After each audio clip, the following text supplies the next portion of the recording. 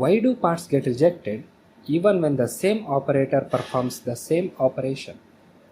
The answer often lies in positioning variation.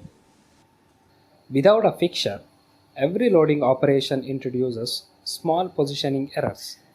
These variations accumulate and eventually create out of tolerance parts. A fixture provides a fixed and repeatable location for every workpiece. By eliminating positioning errors, fixtures significantly reduce rejection and rework. Fixtures ensure every part is located in exactly the same position, improving both accuracy and repeatability.